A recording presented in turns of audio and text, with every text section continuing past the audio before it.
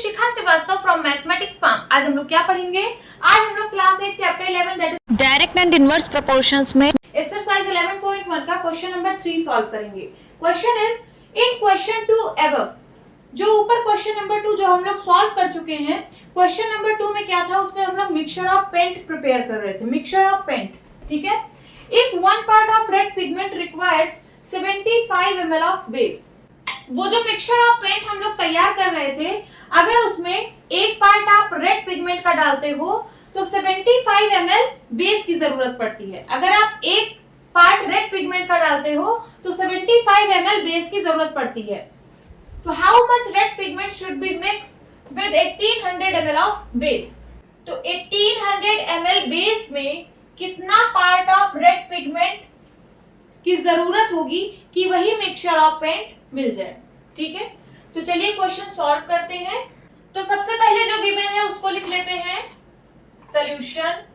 यहां लिखिए part of red pigment, part of red pigment and base आपको given है ml में, ठीक है। पार्ट ऑफ रेड पिगमेंट और बेस आपको गिवन है ml में। तो एक पार्ट ऑफ रेड पिगमेंट में 75 ml बेस मिक्स किया जा रहा है।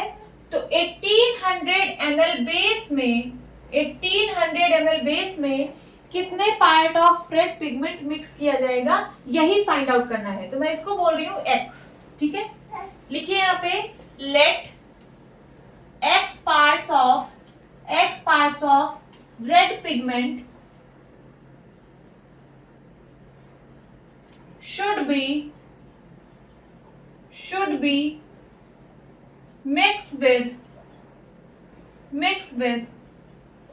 1800 ml of base to obtain mixture of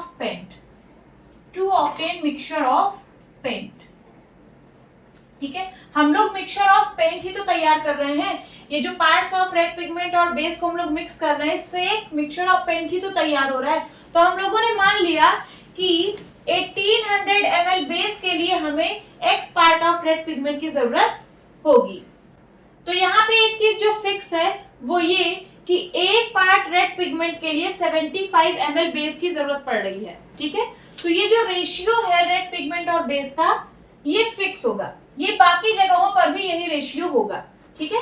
तो यहाँ पे मैं लिख रही हूँ 1/75 is equals to x upon 1800। यहाँ से हम x की वैल्यू फाइंड आउट कर लेंगे। क्रॉस मल्टीप्लाई कराइए, ये 1800 इधर आएगा is equals to 75 into x, या फिर मैं लिख सकती हूँ x is equals to 1800 divide by 75।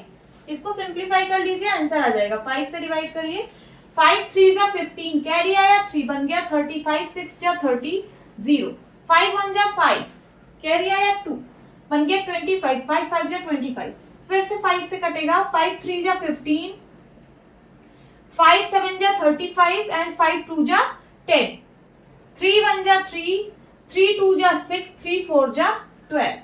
कितना आ गया? x is equals to 24। यहाँ पे आप लिख दीजिए क्या? 24।